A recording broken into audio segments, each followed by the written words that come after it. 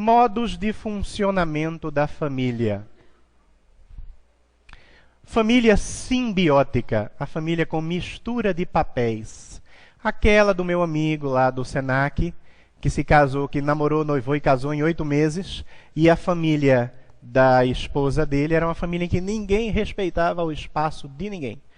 Todo mundo se apossava do espaço de todo mundo, e os cunhados dele estavam querendo mandar mais na educação do filho dele do que ele próprio, que é pai. Então, isso aí é algo que produz uma disfuncionalidade na dinâmica da família. É engraçado como é difícil a gente incorporar novos conceitos. Uma pessoa me parou para fazer uma pergunta. Veja bem, por que as famílias desestruturadas, eu falei, disfuncionais? Porque o importante não é a estrutura, o importante é o funcionamento. Mas a gente tem outra palavra que eu acho horrível também. Horrível do ponto de vista conceitual, né? A ideia, em geral, é a pessoa que tem relações sexuais desregradas. Essa palavra não é muito boa, porque a ideia não é que a sociedade estabeleça regras para a sua intimidade. A ideia é que você associe a dimensão erótica da sua sexualidade e a dimensão afetiva. Então, eu costumo dizer assim, relações sexuais desvinculadas do afeto, relações sexuais onde não existe um processo de autoeducação, é melhor do que dizer desregradas, que é um negócio estranho. Parece que é futebol a relação sexual, tem regra, né? Substituição, escanteio, né? Pênalti, é um negócio estranho. Mas é que a gente se acostuma com as expressões e vai reproduzindo, e é necessário que a ciência produza novos saberes e novas concepções ao longo do desenvolvimento do pensamento. De forma que eu vou aumentar aqui o ventilador, porque tem aqui algumas visitas. Tem gente me visitando aqui, que eu quero ver se eles não me visitam. O pessoal da internet não está entendendo, eu me refiro a alguns insetos que tem aqui, né? Então vamos lá, deixa eu aumentar um pouquinho.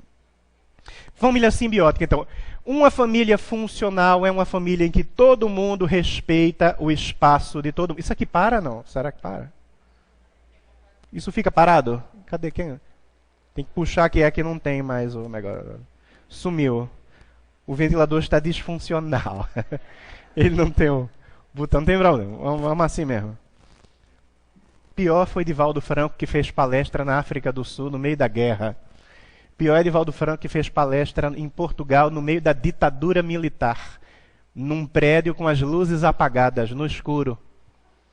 Até que alguém na plateia disse assim, nós somos cristãos muito frouxos, temos que ter coragem, por que não? Porque a ditadura vai nos parar? Não, ligue as luzes. Quando ligou as luzes, Divaldo estava de costa para a plateia. Porque no escuro ele não viu, né? Que ele estava de costa. Uma história muito interessante que eu pretendo inserir num livro sobre os mais de 70 anos de divulgação da doutrina que ele fez, que ele vem fazendo. Bom, então é necessário respeitar o espaço de todo mundo. Pai é pai, mãe é mãe, avô é avô, tio é tio, cada um no seu quadrado. Joana de Ângeles, pela psicografia de Divaldo Franco, vai falar num livro chamado Constelação Familiar, né, naquela metáfora da constelação que não foi criada por Joana de Ângeles. Tem outros autores da área da terapia familiar sistêmica que já tratam do assunto. E aí Joana vai, muito poeticamente, dizendo, né, que os responsáveis pela condução dos destinos da família, em geral, numa família tradicional, o pai e a mãe são como a lua e o sol, e avós e tios são outros satélites, são outros corpos celestes naquele sistema, mas os protagonistas são o sol e a lua. No programa de saúde da família, nós atendemos uma família na qual a criança, eu não trouxe a foto, a criança, ela consumia produtos de natureza neurológica, né? Substâncias para tratamento de doenças neurológicas, desde criança, tinha consumido várias. E havia uma disfuncionalidade em relação aos papéis familiares que era muito marcante. A mãe da criança tem a avó, a mãe e a criança, para a gente denominar, fazer a nomenclatura para vocês entenderem. A mãe da criança tinha se separado do marido. E esta mãe da criança não conseguia se fixar em nenhum emprego. A avó da criança acabava sustentando a família, tinha aposentadoria, né? Tinha a estabilidade da aposentadoria, por enquanto. Porque tem gente por aí que acha, aqui no Brasil, no momento que a pessoa tem que trabalhar até morrer sem se aposentar, né? É esse momento que nós estamos vivendo no mundo de ataque profundo e violento aos direitos humanos.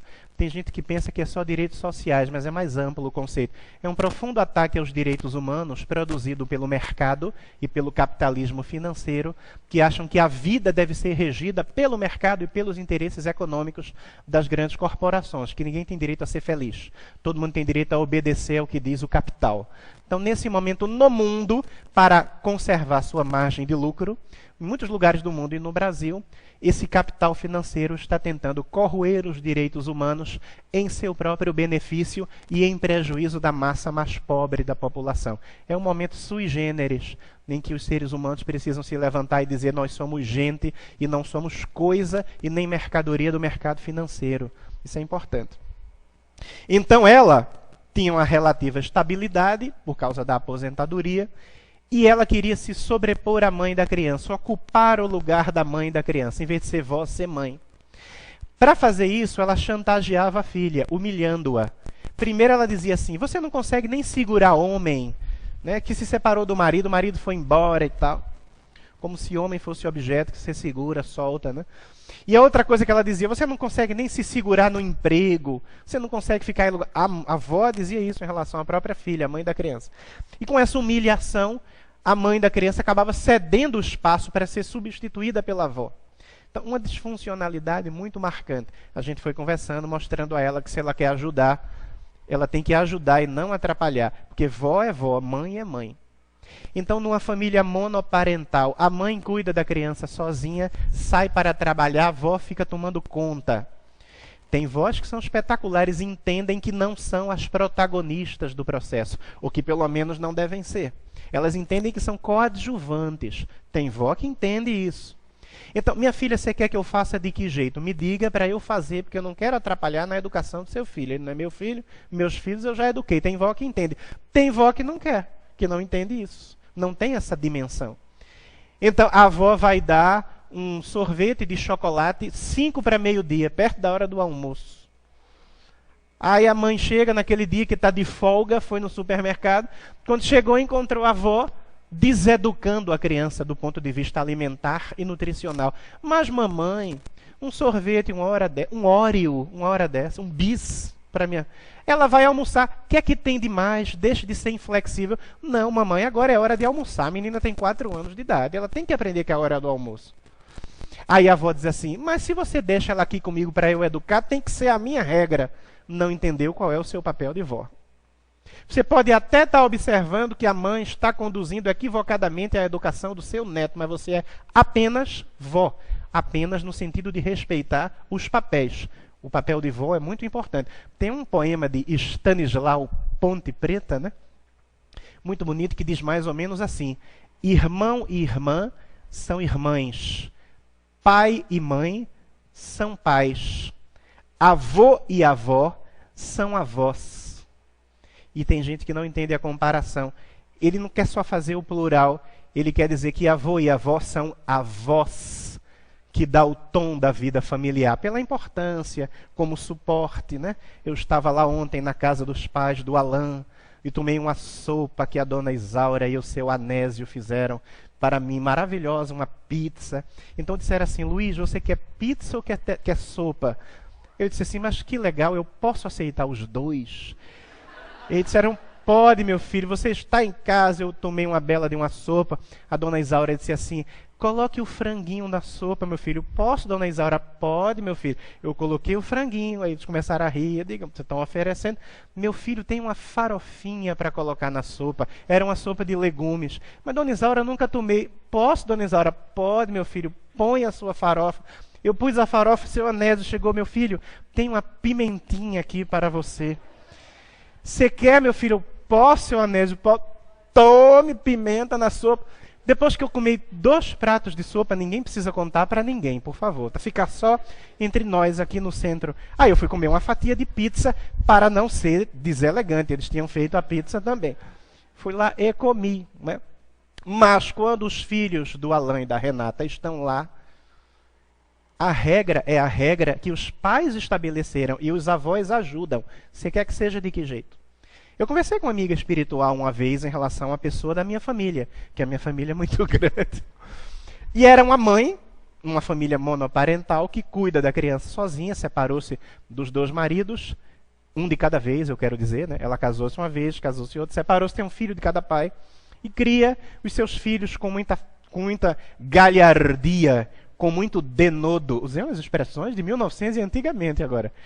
E cria, é muito bonito o trabalho dela, realmente se esforça, e ela fica possessa da vida, porque o pai dela deseduca as crianças de um jeito. Na hora do almoço, ele vai na banca de jornal da esquina, compra doce, dá para a neta de 6 anos, ela fica possessa. Mas papai, não faça isso. Mas o que é que tem? Mas papai, sou eu que estou educando. Papai, tem que ser o meu regime, não é o seu. O senhor já criou seus 3 filhos, papai. Mas que bobagem. E ele não tem a consciência de que ele não pode quebrar o regime educacional, porque o papel que lhe cabe não é esse. O regime educacional que a filha estabelece, filha dele, a mãe da criança. Então, é necessário ter consciência. E aí, eu vendo certos equívocos que esta mãe muito corajosa cometia na educação dos seus filhos, da minha família, eu fui conversar com uma amiga espiritual. E a amiga espiritual, o guia espiritual da minha mãe, a irmã Laura, dizia assim: meu filho, não bata de frente com esta sua familiar, porque o filho é dela. Ela não é espírita, ela não é professora, educadora e espírita. Educadora, espírita, uma pessoa consciente. Os filhos são dela. Aí eu perguntei para ela, mas se eu estou vendo que ela pode no futuro se arrepender, porque não está tomando determinadas precauções na educação de uma criança de 6 anos agora e de uma outra criança de 10 anos agora.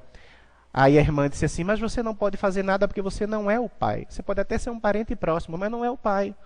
Se ela hoje não tomar as precauções necessárias e quando os meninos chegarem à adolescência, tiverem um comportamento disruptivo, um comportamento agressivo, um comportamento diogeriza, rechaçando a orientação dos pais, o problema vai ser dela. Ela vai assumir a responsabilidade espiritual pelo que fez. O problema não vai ser seu. Você vai bater de frente com ela, vai dizer, não é assim, faça de outro jeito, você está pecando como mãe. Ela não vai aceitar e vai ficar com raiva de você, você vai criar um distúrbio na família, não vai adiantar nada. Dê a sua colaboração, dê alguma sugestão. Se ela não aceitar, você se mantém no seu papel familiar de parente próximo que não é pai e a responsabilidade é dela. Ela vai colher os frutos da sua incúria, da sua imprudência como mãe, em relação a determinados aspectos específicos, né? Que ela é uma péssima mãe, ela é uma ótima mãe. Então é assim que tem que ser. Você é vó, você é avô, você é tio, você fica doente, mas não é possível que essa mãe e esse pai não vejam que não é assim que se educa. Sugira, mas não invada o espaço do outro. Desde que o outro tenha a sua privacidade, porque o seu papel não é esse. Ele é que vai responder. Não vai querer educar o filho dos outros, porque isso não existe. Mas é meu sobrinho, é o filho dos outros, não é seu filho.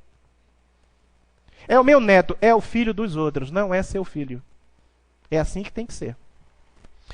Família dissociada. O que é uma família dissociada? É aquela família na qual a gente verifica que os pais escolheram um filho para ser o maravilhoso. E deixaram aquele outro ali para ser a ovelha negra. Aquele ali é o outro. Então fica o tempo inteiro, né, elogiando extremamente aquele que é o maravilhoso, e fazendo pouco caso daquele que não foi escolhido para ser eleito como uma obra de arte da criação divina. E a gente vê isso muito, por exemplo, nessa imagem que está aqui, ó, uma senhora idosa com uma mãe. Chega lá no programa de saúde da família, ou chega na justiça, o pessoal que trabalha com psicologia forense, psicologia jurídica sabe disso, né? Os peritos, os assistentes técnicos da área de psicologia nos fóruns. Tem gente da área de direito aqui? Ninguém da área de direito. Você é da área de direito. Então, você vai ver isso, né? Alguém, ou o próprio idoso, resolve processar o filho que não está cuidando dele. Ou um outro irmão, ou um primo, ou um vizinho. Processa o filho, porque o filho não está cuidando do pai, não está cuidando da mãe. Chega lá, queixa para o juiz, ou no programa de saúde da família, ou no consultório, ou no hospital, em algum lugar onde existe um apoio psicossocial, social, jurídico.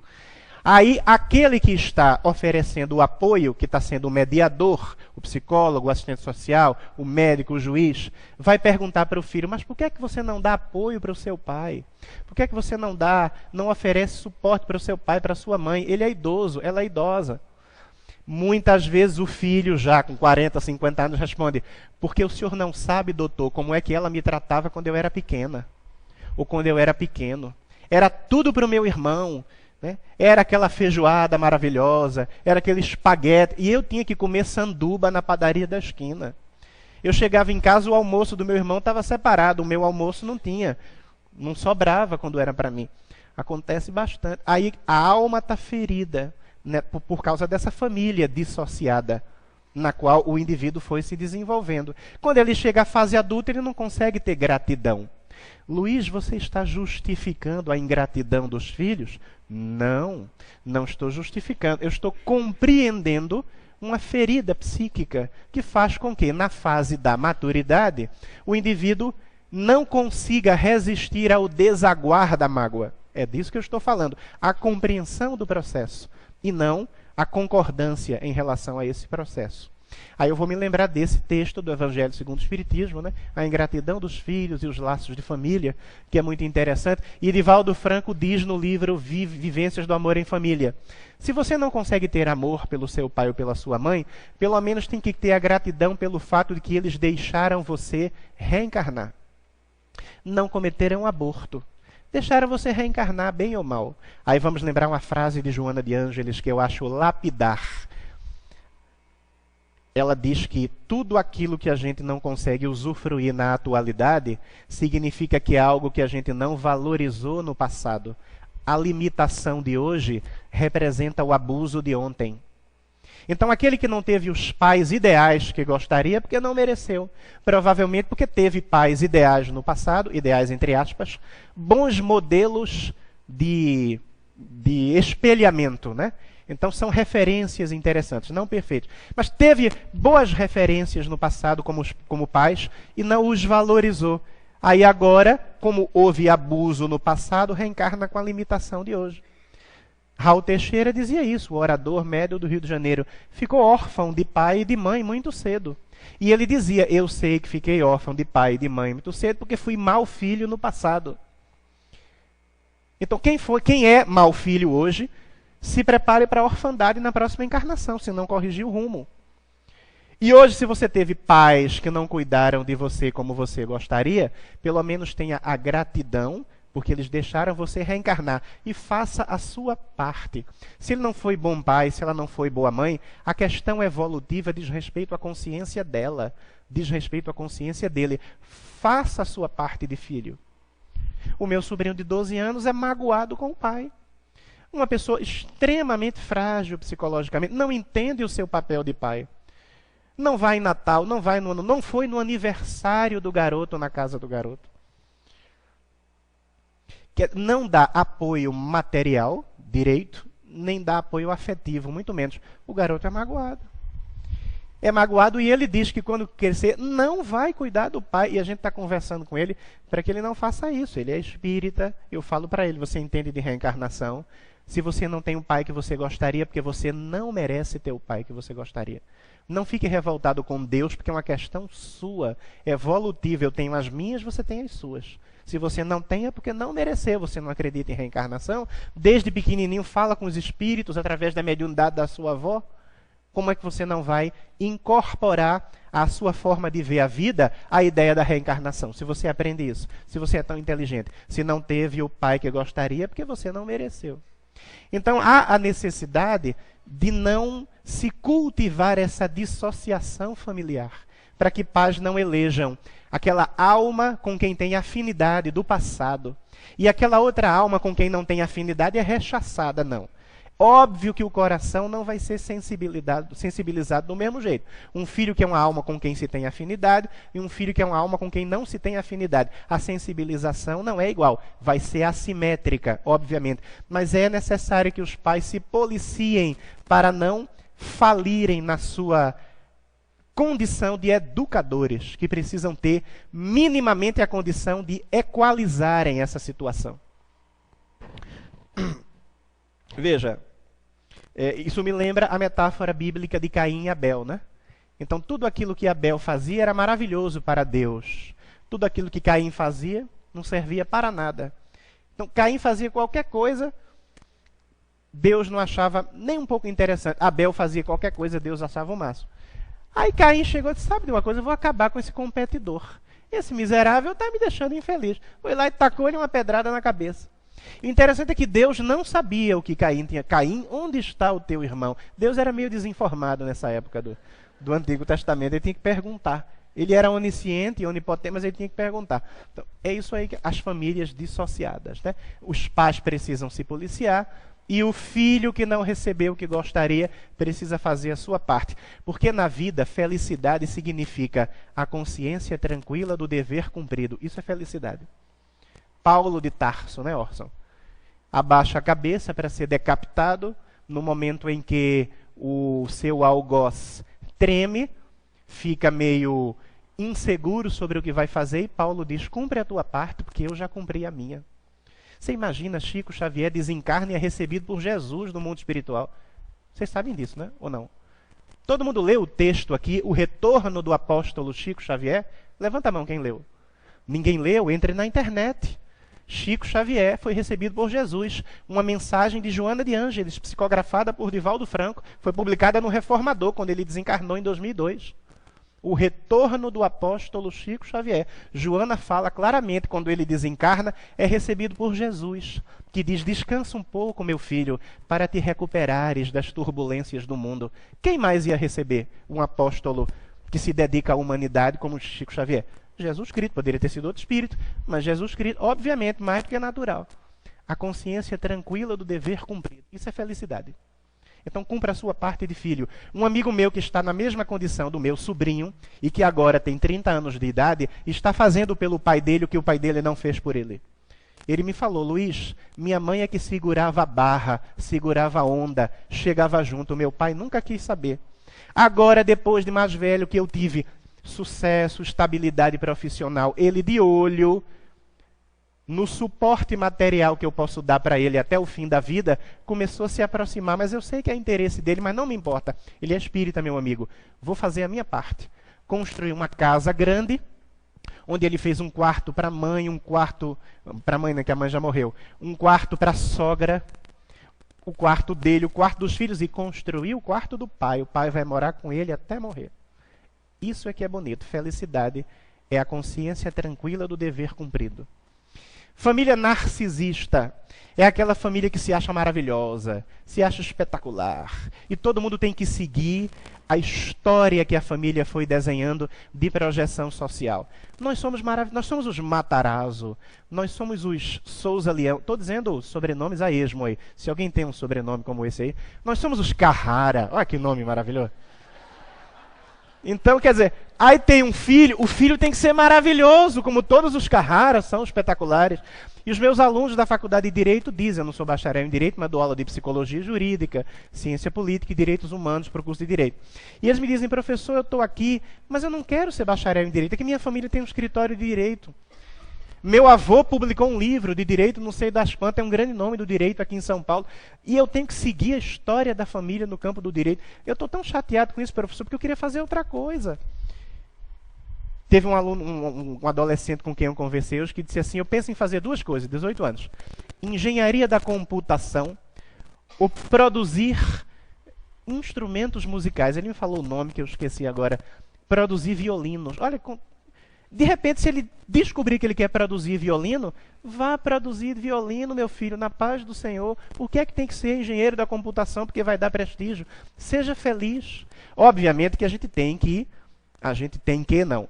É compreensível que as pessoas optem por uma profissão que lhes proporcione estabilidade financeira, material, minimamente, se essas pessoas têm o interesse de constituir família e ter filhos. Você precisa, né, produzir para você ter condições de sustentar a sua família. Mas é necessário também que haja um balanço entre aquilo que é útil, do ponto de vista material, econômico, financeiro, e aquilo que vai lhe dar felicidade e realização pessoal. Então, a família narcisista cobra muito dos seus descendentes. Como é que você não passa na USP, passa só na Unip? Meus alunos me dizem. Porque meu pai fez na USP, meu tio fez meu avô fez na Unicamp. Eu disse, faça a sua história. Você não é seu avô, você não é seu tio, você não é seu pai. Se eles se acham maravilhosos, não incorpore o que não lhe pertence. O que lhe pertence é a sua biografia, não é a biografia da sua família. Então, muito cuidado com essa supervalorização do nome e da posição. Olha, nós somos a família mais importante de Matão, viu, meu filho? Você tem que passar em primeiro lugar na UFSCar. Não, papai, eu vou tentar. Se eu não conseguir, o senhor vai deixar de ser meu pai porque eu não vou passar na UFSCar? Já dá uma enquadrada no velho. Eu digo para os adolescentes. Para ver se ele cai na real e entende que ele é filho. O adolescente é filho dele, independentemente de se vai ter a projeção social e profissional que ele, como pai, teve, como profissional teve. Família depressiva. Essa aqui a gente quer ajudar, mas é complicado. Porque a família diz, ai, doutor, não vai dar certo. Se eu estou aqui, eu estou só por estar. Porque eu sei que não vai adiantar. Vai dar tudo errado, sabe? Olha, minha mãe morreu de câncer, meu tio morreu de câncer, meu pai morreu atropelado, entendeu? Meu irmão perdeu o emprego, entendeu? Minha mãe está desempregada há muito tempo. Olha, não vai dar. Minha avó, sabe, revoltou-se, virou guerrilheira urbana em 64. Sabe, não vai dar. É difícil. Pesa sobre os ombros dessa família uma série de insucessos na sua história familiar, que são fruto das necessidades reencarnatórias da família. Mas também podem ser frutos de uma postura que não é proativa, de uma postura que não é saudável, de acreditar que vai dar certo. Pode ser que nem tudo dê certo, mas muita coisa pode dar. Nós espíritas que acreditamos em reencarnação, precisamos ter a convicção de que a nossa trajetória reencarnatória evolutiva está sofrendo ajustes a todo momento. É a gente que modifica. Chico Xavier não era para ter psicografado mais de 400 livros. Ele saiu melhor do que a encomenda, os espíritos foram ampliando o trabalho dele.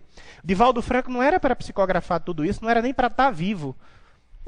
Assim como Chico, Divaldo também teve já 2 ou 3 moratórias. Já era para ter desencarnado desde o primeiro ataque cardíaco que ele teve lá na década de 80. Parada cardiorrespiratória. Teve moratória porque os espíritos foram vendo que ele saiu melhor do que a encomenda, como divulgador da doutrina, e aquilo foi sendo ampliado. Raul Teixeira não era para psicografar livro nenhum, ele disse a mim. Ele disse, Luiz, era para eu psicografar, ser psicógrafo, umas pequenas mensagens. Nem psicografar, nem fazer viagens internacionais para fazer palestra espírita. Os espíritos é que resolveram ampliar o escopo da minha tarefa. E aí eu entendi, porque saiu melhor do que a encomenda, o amigo do Orson Raul Teixeira. Então não era para publicar desafios da vida familiar nos anos 2000, nem desafios da mediunidade, nem educação e vivências, nem desafios da educação, nem minha família, o mundo e eu. São os melhores, na minha opinião, os melhores livros de natureza mediúnica da literatura espírita sobre família e educação. São os psicografados por Raul Teixeira, editados por Camilo, vou repetir. Desafios da vida familiar, desafios da educação, educação e vivências, e minha família, o mundo e eu. Você decorou? Eu sei que não, talvez a maioria. Vá lá na internet e veja, na livraria do Raul Teixeira, no Remanso Fraterno, na livraria Frater, veja lá quais são os livros dele. Não era para ele ter psicografado nada disso, mas ampliou-se porque ele saiu melhor do que a encomenda. Então tudo isso está sendo o tempo inteiro modificado. Daí aquela família que acha que está fadada ao fracasso eterno, não está assumindo a postura de que pode modificar o seu quadro reencarnatório. Eu me lembro do livro Dramas da Obsessão, de Ivone Pereira, psicografado por Ivone Pereira, ditado pelo espírito Bezerra de Menezes. Ele vai falar da família de Timóteo Aboabe, uma família judaica que no passado reencarnatório foi espezinhada, destruída na Inquisição, lá na Idade Média. E essa família de judeus que foi destruída por falsos cristãos que tinham posições de destaque no mundo eclesiástico, na Igreja Católica Romana, essa família de judeus foi tomada de um ódio tão grande pelos seus algozes que passou a persegui-los ao longo dos séculos. E os algozes inquisidores reencarnaram no Rio de Janeiro. E aqueles que no passado foram vítimas se tornaram agora obsessores, a família judaica de Timóteo Aboabe no mundo espiritual. Então, aquela família lá do Rio de Janeiro, que foi atendida por Bezerra de Menezes, e depois ele relatou na obra, era uma família que sofria muito por causa do compromisso coletivo no passado reencarnatório. Então, daí, uma família que é depressiva, porque está sempre com problemas, tem que entender que você tem todo um passado que se reflete no presente e você provavelmente tem ali, gravitando em torno do ambiente familiar, inimigos que desejam o fracasso, a derrocada daquele clã. E quem trabalha com mediunidade sabe disso. Você dialoga com os espíritos dizem o tempo inteiro, não vou sair de lá. Enquanto eu não fizer com que todos eles se suicidem, eu não saio de lá. E aí, nós, dialogadores, né? Nós médiuns, com o nosso trabalho mínimo que seja, contribuindo com os amigos espirituais que coordenam a atividade de desobsessão, vamos aí tentar fazer um esforço sinérgico para demover aquelas criaturas desse objetivo de vingança, de desforra, mas é realmente complicado. Então, essas famílias, elas ocorrem com muita frequência e é fruto de uma série de questões que são trazidas do passado e também da postura que não é proativa no presente para solucionar as questões com as quais essa família se depara. Aí a gente encontra a família suficientemente sadia. O que é uma família suficientemente sadia? É um conceito retirado da literatura do psicanalista inglês Donald Winnicott, que vai falar da família suficientemente boa, da família suficientemente sadia. Tem um livro muito interessante de um pediatra e psicanalista norte-americano chamado Bruno Bettelheim. O nome do livro é Uma Vida para Seu Filho. E o subtítulo, Pais Bons o Bastante, ou Pais Suficientemente Bons. Suficientemente significa que não há perfeição. Mas um pai e uma mãe suficientemente boa, suficientemente bom, se instala na necessidade da criança. Essa é a definição. Para a gente desdobrar um pouco. Uma família suficientemente sadia é aquela na qual os responsáveis são bons modelos de identificação. Divaldo Franco conta no livro Vivências do Amor em Família, lá no capítulo sobre maternidade. É um capítulo todo sobre a maternidade. Você que é mãe, compre o livro e compre lencinhos descartáveis para ler esse capítulo sobre maternidade. Chama-se Maternidade e Amor. E ele vai narrar a experiência com a mãe dele, as experiências com a mãe dele, a sabedoria da mãe dele, quando ele brigava com os irmãos. Mas mamãe, eles são tão diferentes de mim. Meu filho, todos os dedos da mão nasceram ao mesmo tempo na mão, mas cada um é diferente um do outro. No entanto, todos eles precisam um do outro para que a mão possa pegar um objeto. Então é necessário que você tenha essa sensibilidade de perceber que vocês são diferentes mesmo. E ela vai narrando com metáforas muito bonitas, né? Mamãe, mas às vezes papai lhe agride. Meu filho, às vezes a língua que convive com os dentes, ela é agredida. Os dentes vão lá e mordem a língua. Mas a língua vai lá, em vez de se revoltar contra os dentes, ela vai, se retrai e ela continua funcionando para que haja o equilíbrio da função oral, da função da boca. Não significa com isso que a mãe de Divaldo estava dizendo, eu vou apanhar e vou continuar aceitando. O que ela estava dizendo é, diante de dificuldades em que o meu parceiro pode ser menos generoso, um pouco mais agressivo, eu não vou devolver com agressividade. Eu vou continuar cumprindo a minha função e mostrando a ele que o caminho não é esse. Uma frase muito bonita de Emmanuel. Toda vez que nós formos agredidos, temos que nos calar. E a expressão do Emmanuel é bonita. Cala-te e coloca o agressor na cala íntima do arrependimento. Olha, a pessoa nos agride, diz um monte, a gente olha assim. Aí a pessoa diz, meu Deus do céu, parece que eu estou batendo na minha mãe, né? Quando nos agride. É assim. É fácil? Não, nem eu consigo fazer isso. Estava vindo para cá, troquei palavras muito agradáveis com o motorista de ônibus, lá em São Paulo. Ele foi deselegante comigo, eu respondi a deselegância, não na mesma altura, mas também falei de uma maneira que poderia não ter falado, mais ríspida. A gente não, mas é o exercício. Calar-se para colocar o agressor na cala íntima do arrependimento. Eu faço com os meus alunos. Um aluno me faz uma grosseria, aí eu digo, tudo bem, eu vou respeitar o seu ponto de vista. Se você acha que a minha forma de me relacionar com a turma é uma forma que eu mereço esse tipo de atitude, eu vou respeitar você. No final da aula, o cara vem me pedir desculpa. Porque a maneira como eu conduzo minha relação com os alunos faz com que ele fique na cala íntima do arrependimento. Ele vai pensar, esse professor nos trata de um jeito que ele não merece esse tipo de postura. Ele vai lá e me pede desculpas. No ambiente familiar é a mesma coisa.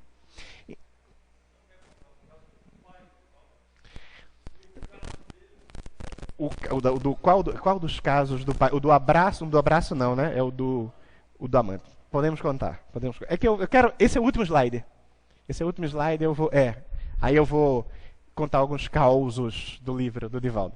Então, olha, os responsáveis são bons modelos de identificação. Ou seja, não são perfeitos, mas são espelhos que minimamente ajudam para que o educando olhe para aquele referencial e diga, são bons referenciais para a minha vida.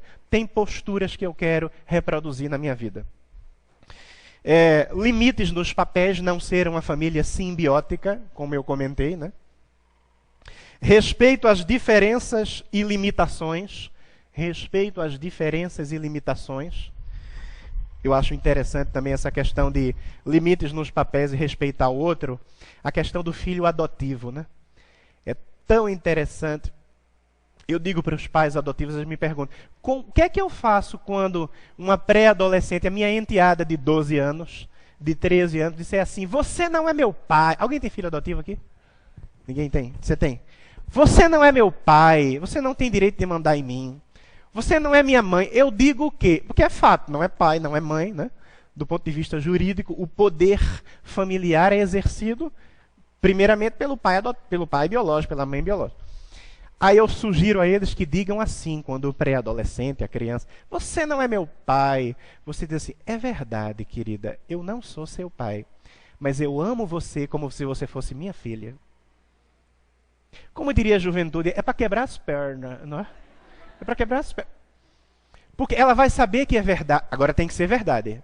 Se for mentira, não adianta. Você tem que ter um grau de dedicação que você é um pai afetivo para o seu filho adotivo. Que você é uma mãe afetiva, real para o seu filho. Ela vai perceber que o vínculo é de verdade. Tem uma propaganda na televisão que passou sobre isso. A menina de, 15 anos de idade, você não é meu pai e tal. É verdade, me desculpe. Por causa de uma bronca que ele deu, que ela passou da hora do almoço, ou que chegou em casa, não falou com ninguém, se trancou. Alguma coisa assim. Você não é meu pai. Ele falou, é verdade, aí saiu. Sabe aquele emoticon do WhatsApp? Aquele emoticon, ele saiu todo tristinho. Ela se arrependeu, porque o vínculo que ele estabeleceu com ela era profundo, era verdadeiro, havia afeto. Saiu do quarto, porque era dia dos pais, pegou um presente, se dirigiu a ele e disse, é verdade, fulano, você não é meu pai, você é mais do que um pai. Ela se sensibilizou. Então, você tem que conduzir a coisa de tal forma que a criança, o adolescente e o pré-adolescente acreditem no que você está dizendo. Porque se for mentira, ele vai perceber. Então, diga para ele, você não é meu pai, você não é minha mãe. É verdade, mas eu amo você como se você fosse minha filha e eu quero o seu bem. Mas se eu lhe disse alguma coisa desagradável, desculpe. Não foi minha intenção, é porque eu amo você. Quem é que aguenta um negócio desse? Ninguém vai aguentar. Pode ser durão como for, mas não vai aguentar. Nem mesmo que seja um filho violento, agressivo. Aí eu vou entrar numa história do Divaldo Franco. Está lá num capítulo muito interessante sobre relação pais e filhos. Não, um capítulo sobre conflitos familiares. Filhos violentos e a pedagogia do amor. Está no livro Vivências do Amor. Cadê o livro Vivências do Amor? Vou pegar aqui. Que vai que o pessoal da internet ainda não viu, né? Então deixa eu pegar aqui. Então está aqui no livro Vivências do Amor em Família, o item Filhos Violentos e a Pedagogia do Amor. É uma história que alguns espíritas que acompanham palestras de Divaldo conhecem e que a gente resolveu colocar aqui no livro.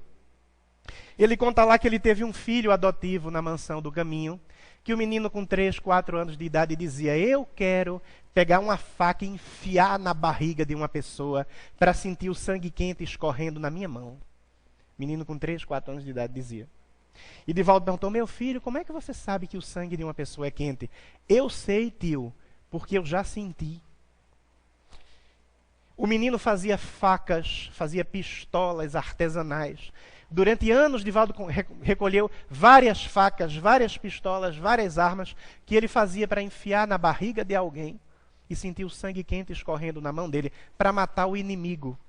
E Divaldo criou uma tática para ir matando no menino a sede de matar. Toda vez que o menino dizia assim, tio, o inimigo, tio, está ali, eu tenho que matá-lo. Edivaldo estava conversando com alguém, ele conta, né?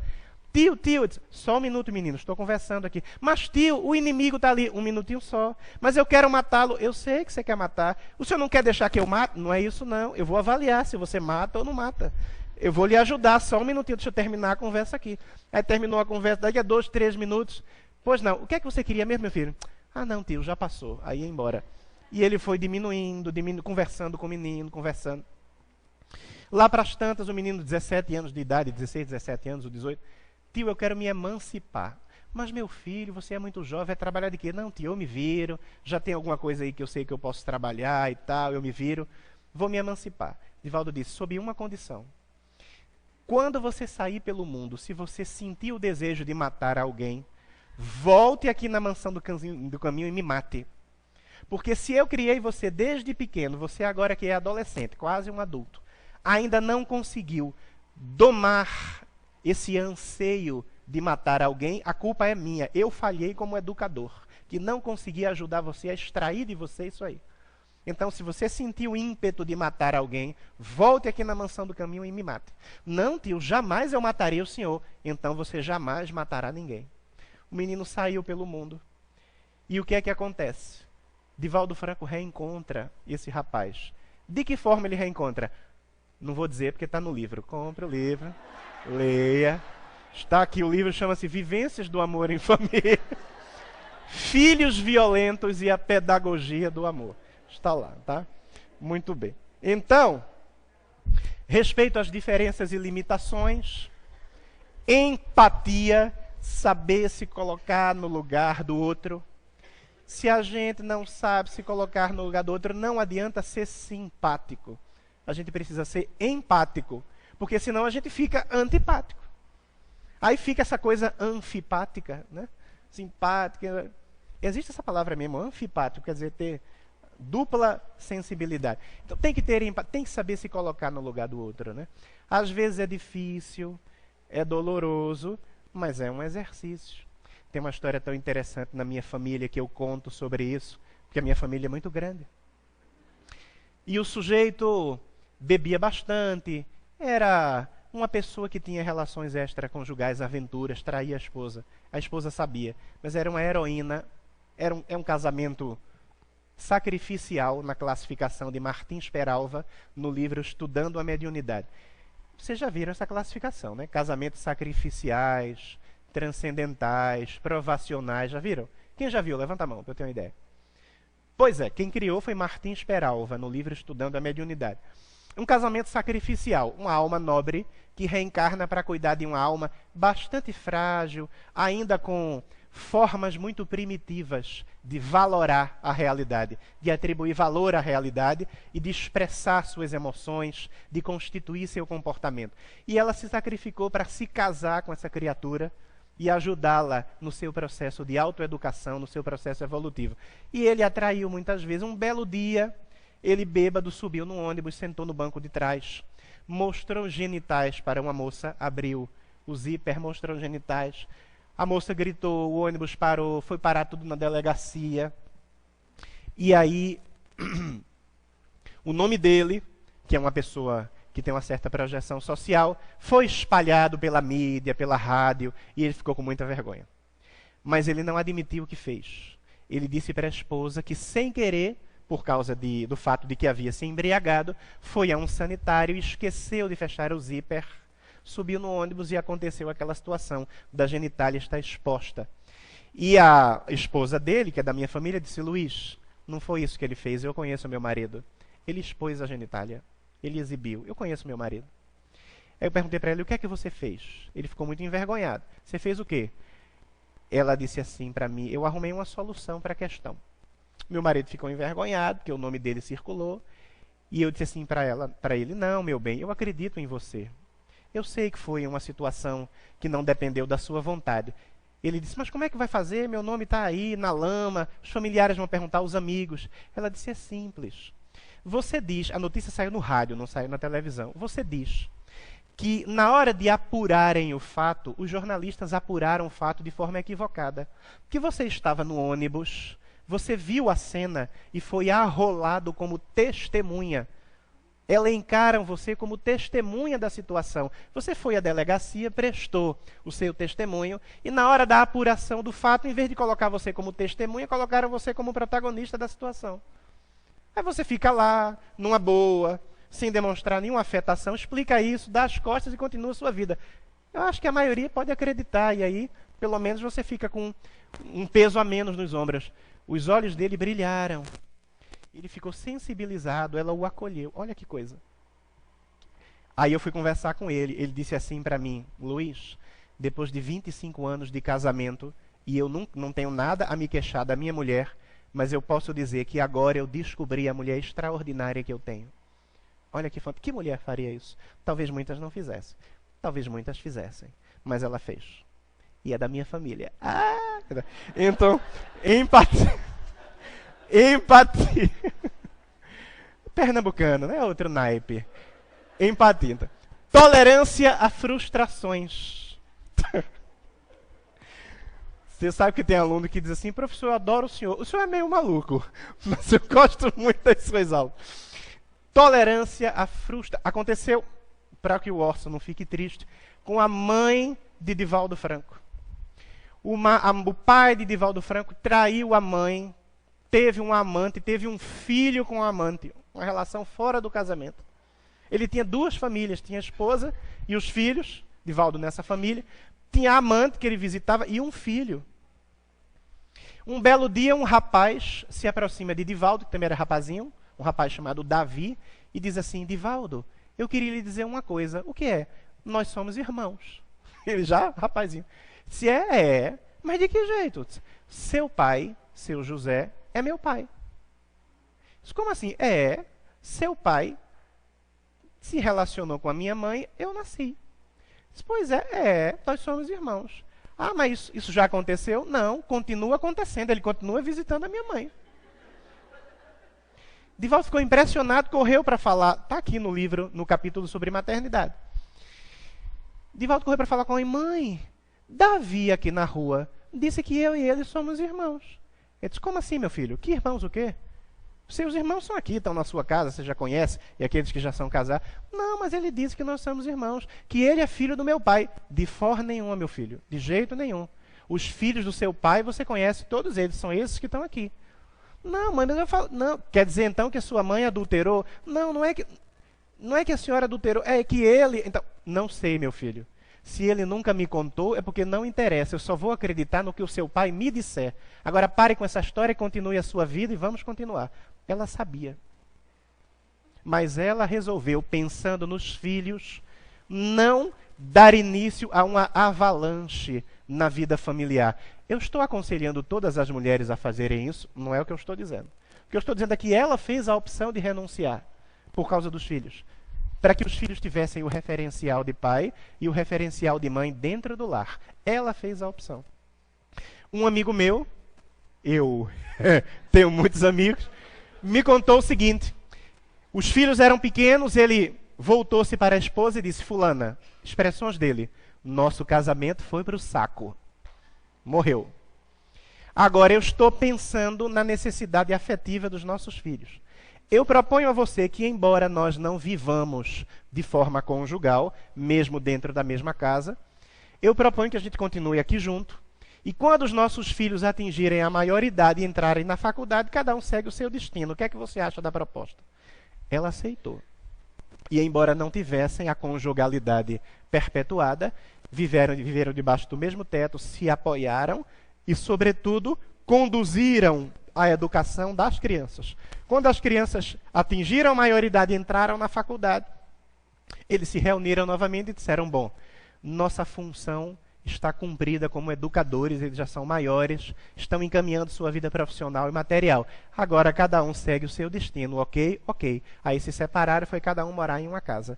É extremamente nobre fazer isso. Estou dizendo que você deve fazer? Não necessariamente. Pode ser que você queira: olha, eu não aguento mais viver com essa pessoa. Vou me separar, vai ser doloroso para o meu filho, mas eu vou dar o meu suporte para o filho aguentar a situação da separação, porque todo mundo precisa desenvolver tolerância à frustração, e eu vou encontrar uma outra alma com quem eu possa ser feliz. e eu espero que o meu ex-marido, que a minha ex-esposa, faça a mesma coisa. É outra opção perfeitamente válida. Estou colocando várias opções possíveis. E a mãe de Divaldo Franco optou por permanecer firme e nem sequer denunciar que sabia da traição. Quando Davi morreu, anos depois, o filho, considerado, né, pela língua ferina popular, o filho bastardo, morreu. O pai de Divaldo ficou super triste, acabronhado, e não contou para ninguém, mas Divaldo, a mãe, já sabia. Os outros irmãos é que provavelmente não sabiam. Ou sabiam, não me recordo bem a história. Mas Divaldo sabia e a mãe sabia. E aí ele ficou triste, acabronhado. Divaldo já era adulto, né? E Divaldo foi fazer um evangelho no lar. E nesse evangelho no lar, antes do evangelho no lar, ele foi conversar com o pai. Pai, eu estou sabendo. O que, meu filho? Que o meu irmão Davi morreu. O pai tomou um susto. Pai, já estou sabendo há muito tempo e tal. Ô, meu filho, eu fico com a consciência culpada tão grande que eu traí a sua mãe esses anos todos. Disse, então, pai, por que o senhor não conta agora a situação? Acho que os irmãos não sabiam. Conte agora a situação, fale para todos. Porque esses anos todos, de repente, ele também não falou que ela sabia. Ele disse que deixou a responsabilidade com o pai. Você que conte. Se é você que traiu, você que conte. Mas, meu filho, o que é que eu vou fazer? Pai, hoje a gente tem um evangelho no lar. Eu vou ajudar o senhor. A gente faz o evangelho, eu vou criar um clima. E aí eu abro espaço para que o senhor revele a situação para a minha mãe e para todos. Você me ajuda, meu filho? Eu ajudo. Ele fez um evangelho, abriu num ponto do evangelho que falava sobre as mágoas, sobre as decepções, sobre a necessidade do perdão, já para ajudar, para criar um clima. Quando ele terminou de ler e comentar, disse, papai tem algo a dizer para todos vocês. Aí ele, entre lágrimas, contou para a família, contou para a esposa, que já sabia, né, então, contou tudo, pediu perdão. E a esposa disse, não, José, você não tem que me pedir perdão. Porque se de repente eu fui uma esposa insuficiente, de repente você encontrou a necessidade, encontrou espaço para satisfazer sua necessidade com outra mulher. Eu, aliás, agradeço a ela, porque você se relacionava com ela de forma fixa. Ela ajudou você para que você não se envolvesse com companhias equivocadas, com a prostituição. Melhor com ela do que estar por aí envolvido com outras pessoas na prostituição. Então agradeço a ela que lhe ajudou para que você mantesse o seu equilíbrio. E ainda lhe deu um filho. Então vamos orar, porque essa outra companheira do pai de Divaldo também já havia desencarnado. Vamos orar por ela. Vamos orar pelo seu filho. Você sempre me honrou e me respeitou dentro de casa. Então eu também agradeço a você pelo parceiro que você fez. E estamos resolvidos. A vida é assim mesmo. Olha que coisa. O desfecho, eu não vou contar porque está no livro. Aí vocês contam e vocês vão ver porque está no livro. Tolerância à frustração. Todo mundo precisa ter a capacidade de tolerar frustração. Ninguém está completo. Nem você, nem a sua filha. Ela não é sua filha? Também esses genes aí. Tinha que ser no máximo tia, se não fosse filha, né? Dá para ver que é. Ninguém está completo. Tem que tolerar a frustração. Eu moro em São Paulo. Então tenho...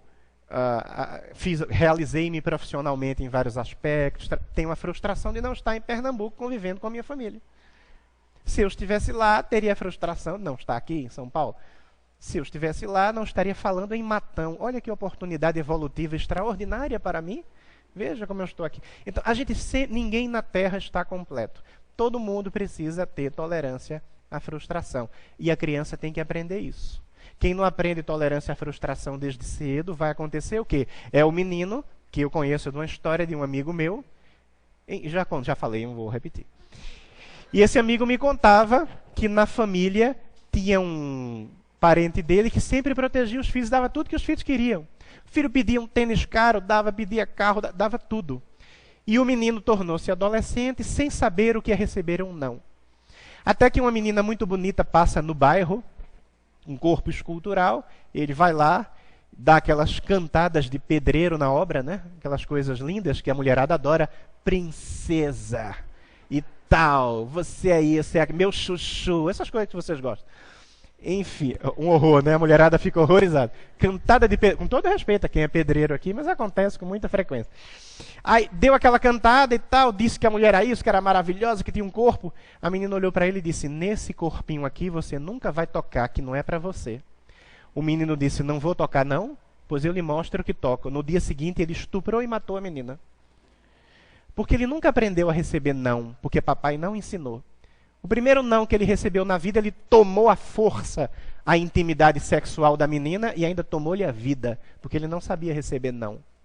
Aí o seu filho pede um tênis ASICS, caríssimo, de R$ 700. Pede um Mizuno de última geração, aquele que tem asas, não é Red Bull, mas tem asas, voa e colorido, etc. e tal, que tem rodinha, que ele desliza no shopping center, que custa o seu salário inteiro de 6 meses. Papai, compra para mim, você tem condições de comprar. Sabe o que é que você faz? Meu filho, faz o seguinte, papai não está em condições de comprar agora, papai compra mês que vem. Esse mês papai comprou isso, comprou... Você tem condições, mas você nega. Mas papai, você é isso, é pão duro. Não, meu filho, papai também tem limitações. Então entenda, papai faz tudo por você, mamãe faz tudo por você. Mês que vem, que é seu aniversário, eu aproveito e compro, que eu junto um dinheirinho. Olha, tua conta bancária está mais ou menos razoável. Você não está devendo para ninguém, não está na Serasa, não está no SPC. Tem condições de comprar, mas nega para ensinar o menino o que é ter tolerância à frustração. Ah, não, minha filha, você não vai para o Lollapalooza e viajar em janeiro. Ou uma coisa ou outra, disse uma amiga minha, que é pai de uma menina mãe de uma menina de 13 anos. Ah, mamãe, tá, eu quero ir ou Lollapalooza ou a viagem no final do ano, escolha. Ela foi para o Lollapalooza, em vez de viajar para não sei para onde, ela foi somente até Poá, ali no cantinho, na casa da avó, né, de São Paulo para Poá, que é perto.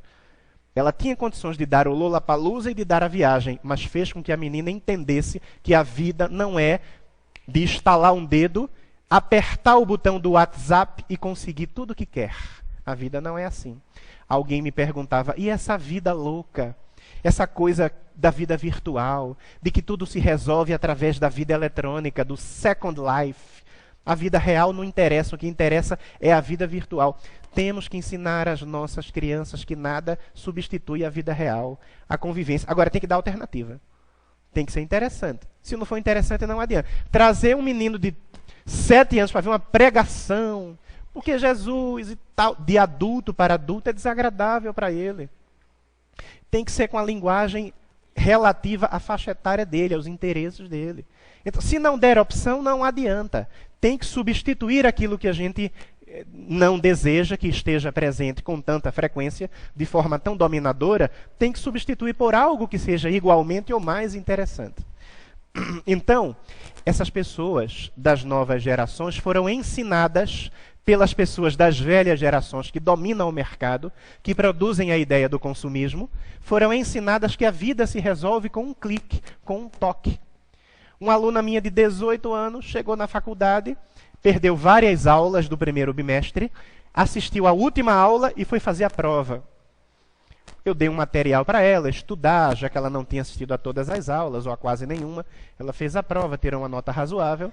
Na segunda prova eu disse, você gostaria que você pegasse lá os slides que eu distribuí para os alunos e eu tirasse umas dúvidas, fizesse umas colocações para você. Eu tenho uma aula vaga, uma semana antes da prova. Você vem na aula vaga, grava no celular o que eu vou lhe dizer das aulas que você perdeu, para você revisar. Olha o celular, escuta a aula que eu vou lhe dar, para você fazer uma segunda prova com mais segurança. Você gostaria? Ah, gostaria, professor.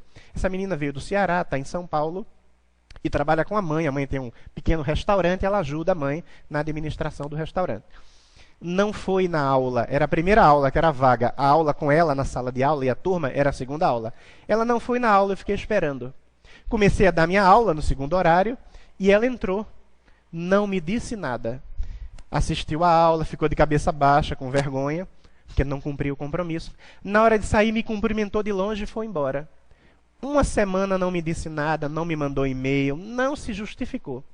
No dia da prova, entrou, fez a prova, percebeu que não fez uma prova boa, que talvez vá precisar da minha ajuda, aí me mandou um e-mail.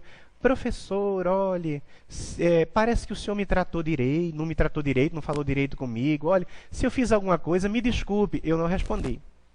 15 minutos depois ela mandou outro e-mail. Professor, que naquele dia eu não fui, que o senhor me ofereceu, me tirar umas dúvidas e tal. Foi tão atencioso, mas é que a minha vida é muito conturbada, eu ajudo a minha mãe. Qualquer coisa, me desculpe. Ou seja, o primeiro e-mail ela não precisava ter perguntado, porque ela já sabia da resposta. Eu respondi para ela o e-mail. Fulana, Esse tipo de pergunta eu não respondo por mensagem.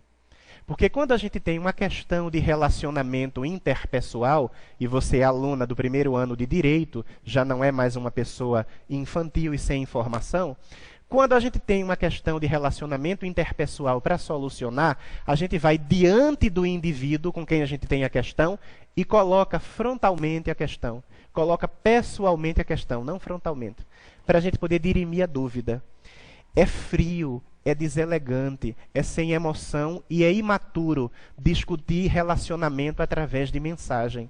Se você achar que vale a pena, se for de seu interesse, se for importante saber se eu lhe tratei diferente, se você fez alguma coisa que eu fiquei magoado, procure-me na faculdade e faça-me a mesma pergunta presencialmente, que eu terei prazer em lhe responder. Não estou dizendo isso com nenhuma agressividade, com nenhuma mágoa. Só estou lhe dizendo aquilo que faz parte do cotidiano de pessoas adultas. E você tem 18 anos e faz faculdade e trabalha. Já está entrando no mundo adulto. Um abraço, tudo de bom para você. Foi anteontem isso. Ela me respondeu, disse que vai me procurar essa semana. Quando eu voltar aqui, eu conto para vocês o resultado. Eu ensinei para ela o que é a vida real. A vida real não é vida virtual. Questões profundas e delicadas do relacionamento humano não se resolve por WhatsApp, por e-mail. A distância é muito cômodo. Você vai lá... Veja, ela foi deselegante e desatenciosa, sem consideração com um professor que teve consideração por ela. Então não assumiu o erro e ainda quis jogar para os meus ombros. O senhor não me tratou de uma forma assim normal, me tratou diferente, já quis colocar nos meus ombros. Então era necessário que ela assumisse desde cedo o erro, porque é necessário que a gente tenha essa capacidade de entender que errou. Daí, estou aqui, com o Divaldo Franco, jantando na casa do Miguel de Jesus Sardano, para conversar sobre esse livro que eu estava conversando com ele, foi ano passado, e conversar sobre as outras obras que nós temos para produzir. Eu quero pedir ao pessoal aí da técnica que ponha o arquivo onde tem o índice da obra. Deixa eu colocar aqui também, que é para ficar mais fácil para você visualizar.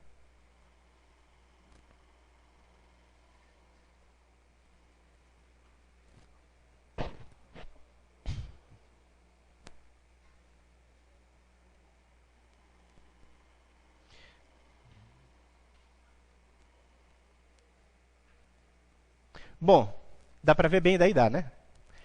Então, olha, o primeiro capítulo, pelos caminhos da família. Então tem aqui um dos aspectos históricos sociais, ampliando o conceito de família, dinheiro e bens materiais. Essa aqui é uma história linda, amor em família, o alimento da vida. O menino recebeu a notícia de que a mãe estava grávida e ia ter uma menininha, uma irmã. E ele cantava para a irmã uma música muito bonita, Você é o meu sol, né? Venha e aqueça-me para eu desabrochar. Uma história linda, de Mark e Sunshine.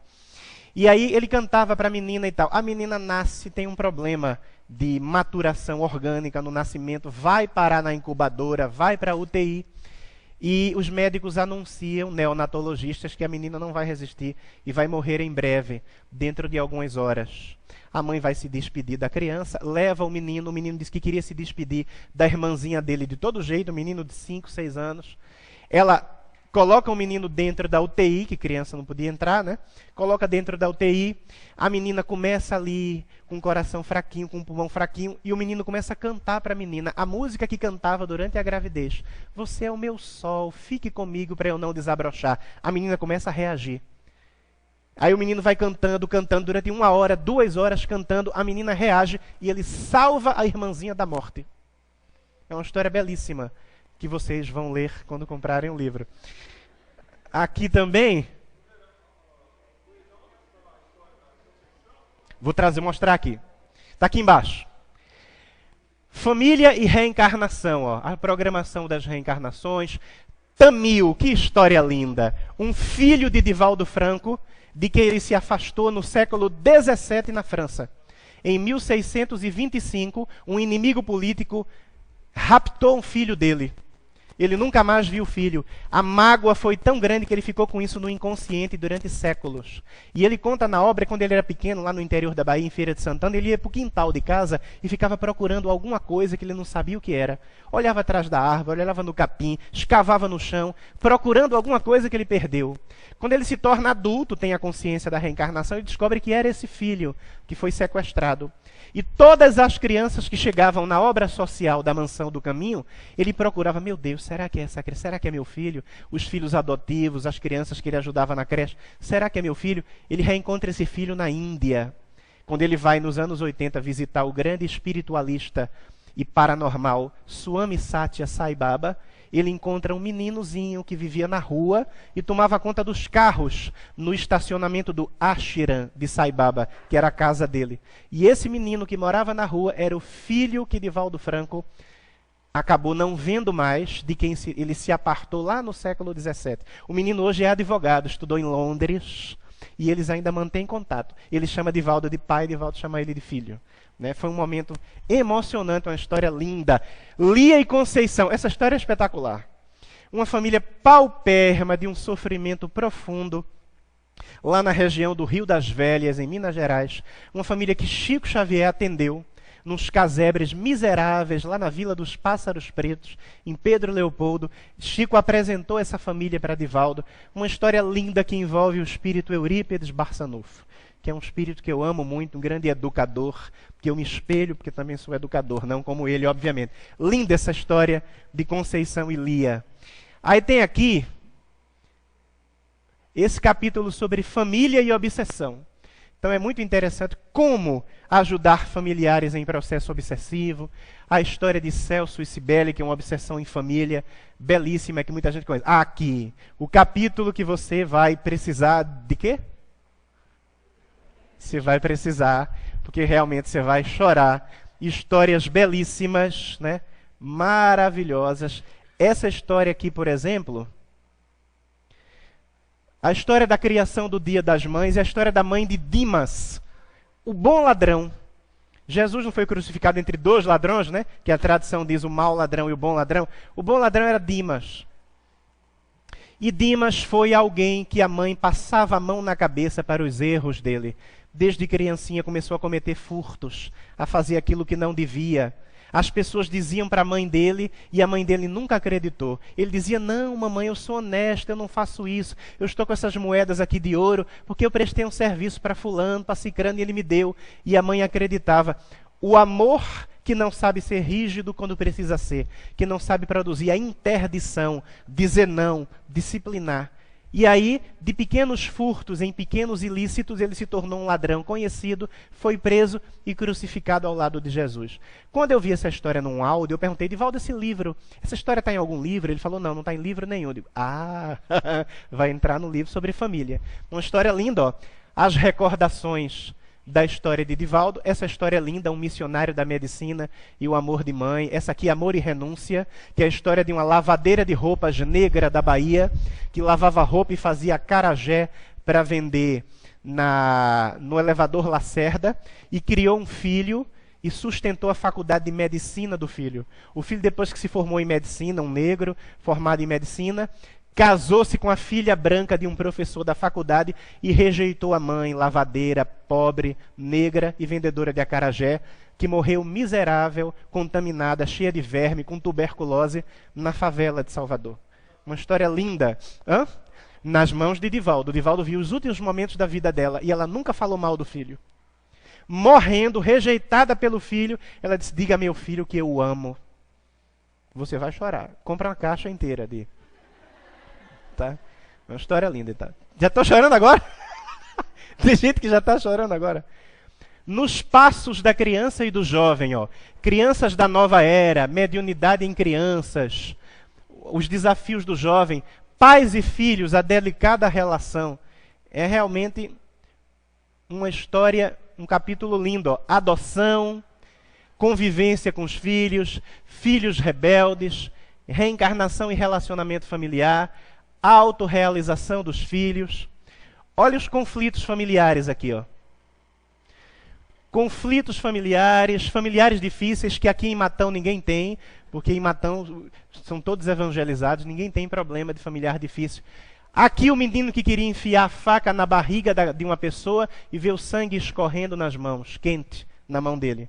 Filhos violentos e pedagogia do amor. Era alguém que havia sido um homicida do passado, reencarnado, né? Aí tem um capítulo sobre educação e vida, os filhos e a autoconsciência, o capítulo de drogas, da família com as torneiras de ouro, está aqui.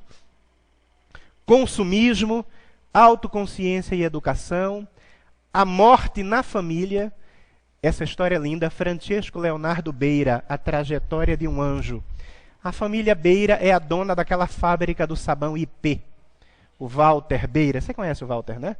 Eu não conheço o Walter pessoalmente. Essa é a história do filho de Walter que morreu com câncer numa região entre o cérebro e o cerebelo aos 5 anos de idade. Vou falar sobre morte na família, vou contar a história de Francisco Leonardo Beira. Não sei se conto toda, porque vocês precisam comprar o livro. Não, eu vou contar. Na palestra eu vou contar. Linda essa história, né? E ele já está sabendo, obviamente, né, que a história do filho dele foi publicada, porque quando eu transcrevi, ou fiz a degravação, como dizem alguns, né? Passei da narrativa oral para o texto e mandei para Divaldo. Divaldo revisou e passou para ele, que era o pai, né? Ó, Walter, veja aí, ele chama de Júnior, né? Júnior, vê aí se eu errei alguma coisa. Então o próprio pai da criança revisou o texto. É uma história realmente muito bonita. E aí, se é morte na família, vamos ver como é que ficam os vínculos familiares além do corpo. São histórias muito bonitas, essa aqui é muito conhecida, A Moça com Olhos de Estrela. A história do grande amigo e cofundador da obra que Divaldo Franco tem na Bahia, Nilson de Souza Pereira. Você conheceu o Nilson? Eu não conhecia. Quer dizer, falei com ele, mas não tive proximidade muito. E, finalmente, ó, religião e espiritualidade no ambiente familiar. O Evangelho no lar, a família e o centro espírita, e, finalmente, Jesus e o Natal na família. A estrutura, tanto do Sexo e Consciência, quanto do Vivências do Amor em Família, é a estrutura que Joana de Ângeles utiliza na produção dos textos dela. Ela começa com aspectos mais científicos e termina falando de Jesus. Eu resolvi fazer do mesmo jeito. Aliás, eu fiz depois que eu vi que tinha feito. Né? Então eu não sei se foi de propósito ou se eu acabei entrando numa sintonia com a estrutura textual dela. Depois é que eu me dei conta, lá no Sexo e Consciência. Aqui já foi mais consciente. Eu resolvi colocar mesmo Jesus como o último elemento para ser a ideia síntese de um trabalho tão robusto que é esse trabalho apresentado por Divaldo Franco. E volto a dizer, o meu trabalho foi mínimo. Obviamente que aquilo que é mais essencial da obra é fruto do conhecimento e da vastíssima experiência de Divaldo Franco. Então está aqui a obra para vocês apreciarem. Eu fico por aqui, concluí minha fala. Questões através das quais possamos realizar uma interlocução saudável e que nos proporcione crescimento coletivo. Há questões? Algumas pessoas aí colocaram algumas questões. Isso. Vamos lá. Microfone, porque senão o pessoal da internet não escuta a pergunta. Pessoal aí da contra-regra, vê aí. Aquele microfone.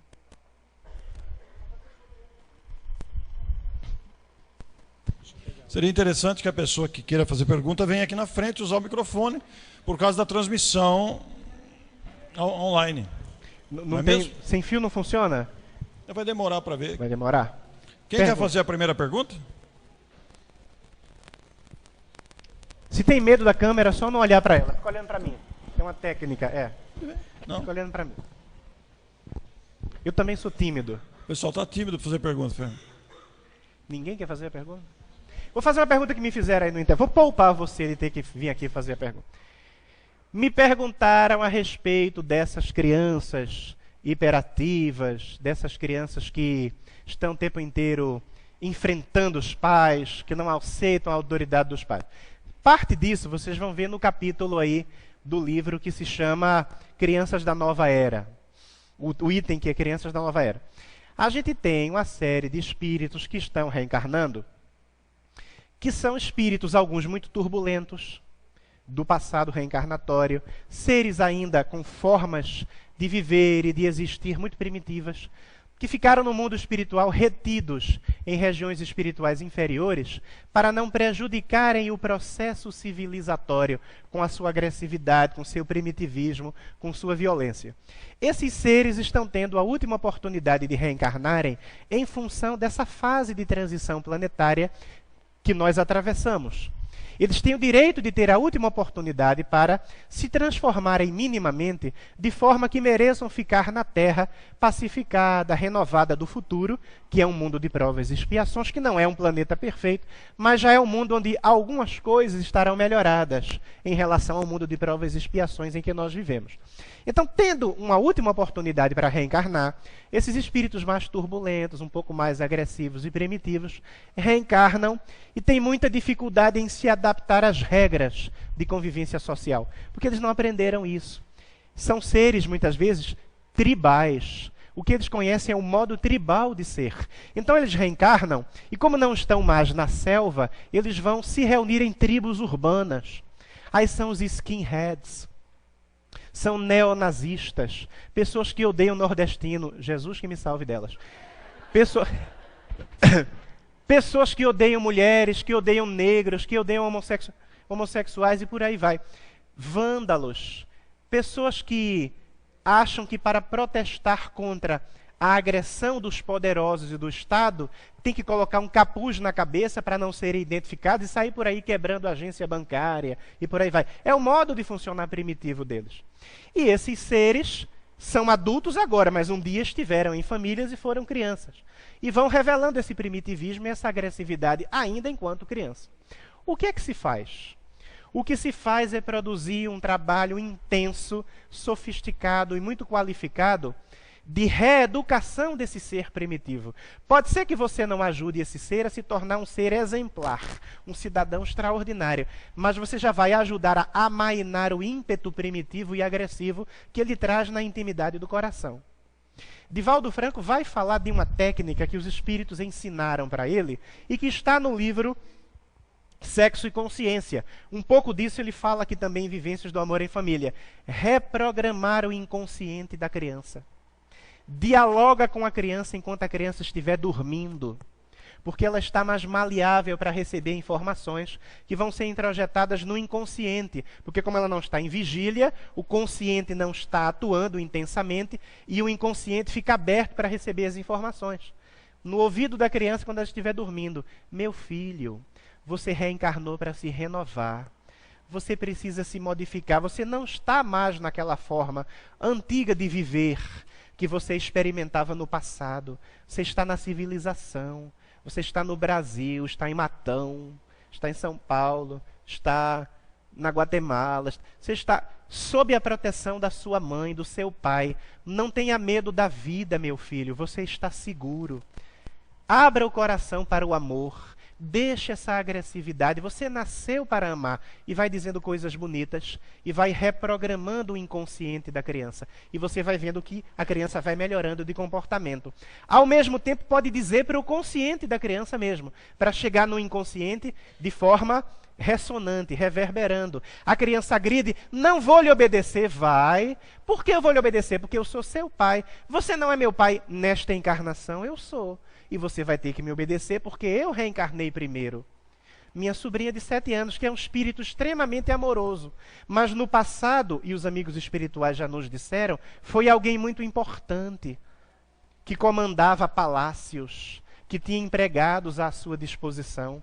E ela diz: eu é que mando. Ela me disse isso uma vez quando tinha 4 para 5 anos. Eu vou sempre em janeiro passar férias lá. Minha irmã trabalha, minha mãe estava fora, nos Estados Unidos, e eu fiquei ajudando. Dava o café da manhã, dava o almoço, tomava banho, dava o jantar. Quando a minha irmã chegava, às vezes ela estava dormindo. Então eu tirei onda de pai com ela, né? E toda vez que ela dizia: mas eu mando. Manda não, minha filha. Eu já deduzi, antes de falar com um amigo espiritual, com a irmã Laura, eu já deduzi de quem se tratava, a peça. Mas eu é que mando. Manda não, minha filha. Você não está mais nos palácios da Europa, da Ásia. Você está agora no Brasil, reencarnada, e tem que me obedecer que eu sou seu tio. Mas não pode, porque eu sou mais evoluída do que você. Talvez seja, mas eu reencarnei primeiro e você vai me obedecer, porque quem manda aqui sou eu. Trate de mudar a sua mente. Você agora não manda mais em ninguém. Não tem empregados, não tem súditos, não está em castelo, nem é princesa. Você é a princesinha do coração do seu tio, da sua avó e da sua mãe. Mas você vai ter que obedecer porque você nasceu sob a nossa regência. Eu digo palavras assim porque ela entende. Ela reproduz, ela tem um vocabulário melhor aos 7 anos agora, e já o tinha aos 5, do que muitos alunos meus, primeiro ano de Direito. É fato. Então, toda vez que ela bate de frente, eu digo e tal. Aí ela esbravejava, vai sentar no colo do titio. Não vou, vai. Mas eu não vou, vai, porque o tio vai prender você. Prendia os bracinhos dela e chorava, eu quero sair. Não vai, até você ficar calminha, que titio não vai deixar você sair. Aí ela ficava calminha, ai tio, desculpa. Lá para uns 10 minutos depois, o senhor desculpa, tio, eu amo você. Desculpa, minha filha, eu amo, mas eu tive que fazer isso porque eu estou educando você. E a sua mãe tem que fazer a mesma coisa. A mamãe dela é um pouquinho mais frouxa do que o tio. Eu acho que o tio, uma vez a mãe dela entrou, me viu lá segurando ela no braço, ela esbravejando, e a mãe dela ficou com o coração doendo. Aí chegou e disse, não, venha, mamãe vai ajudar, venha. E tirou do meu colo. Eu não gostei muito, porque eu tenho que terminar o processo. Se eu estou implementando o processo educacional, deixa eu terminar a técnica. Eu tive dúvida, fui perguntar para a amiga espiritual, minha irmã, será que a minha técnica é isso mesmo? É isso mesmo, meu filho, pode continuar. Você tem que dobrar o gênio, se diz isso no Nordeste, tem que dobrar o gênio autoritário dela. É assim que se faz, de forma incisiva e com amor, mostrando que aquilo é para educar. E ela reage a isso, ela entende, ela digere, ela assimila. Porque lá para os 6 anos, se eu faço 4 para os 5, dos 6 para os 7, às vezes a minha mãe dizia alguma coisa mais dura para corrigi-la, minha avó, né? E o meu pai, que é aquela manteiga derretida, não, Nira, não fale assim com a menina.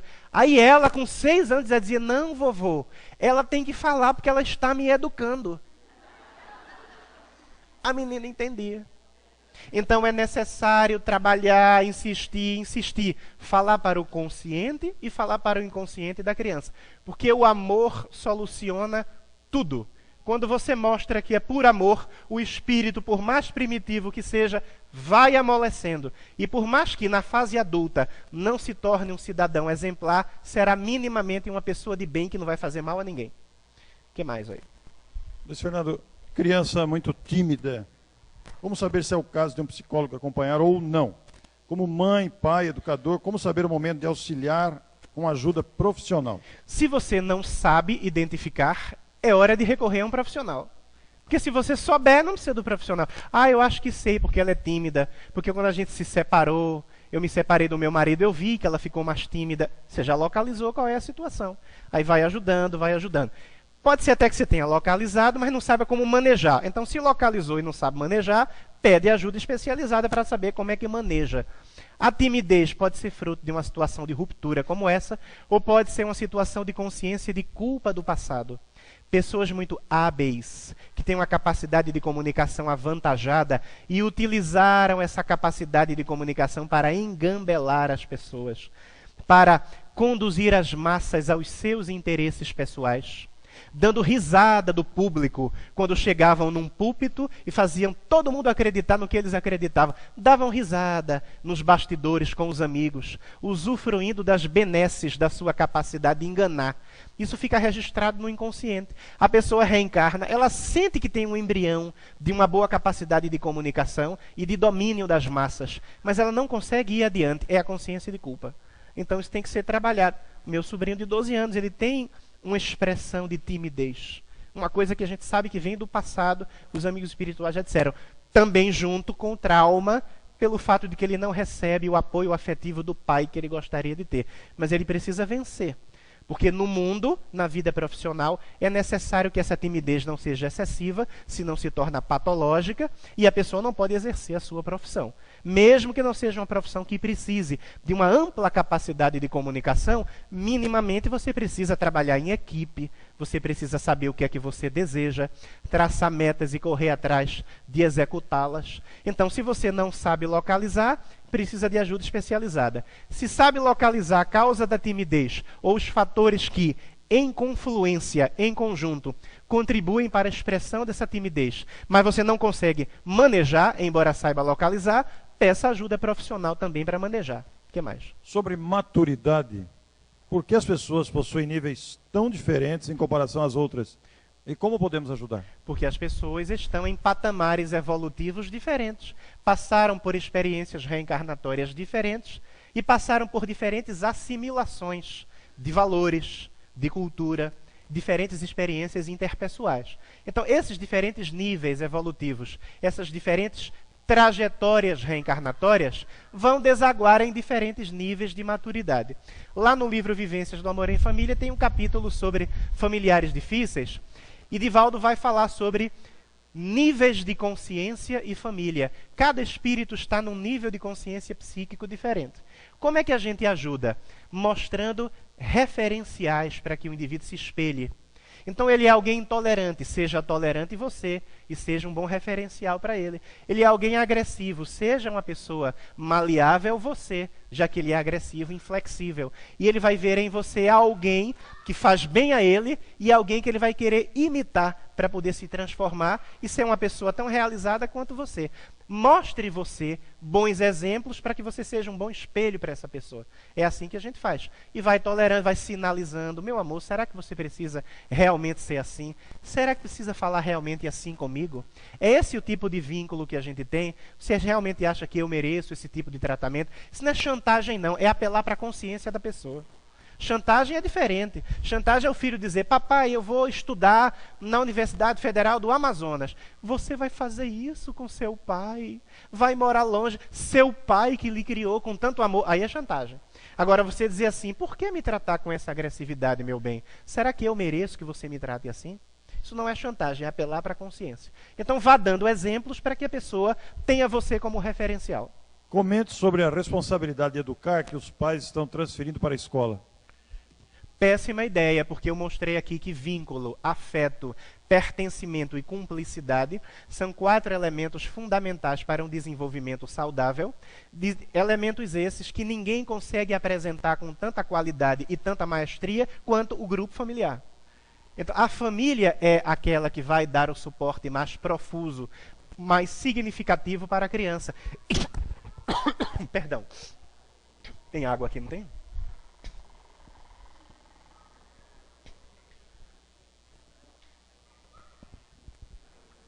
Como é que o professor vai esperar a criança dormir para fazer a reprogramação do inconsciente da criança?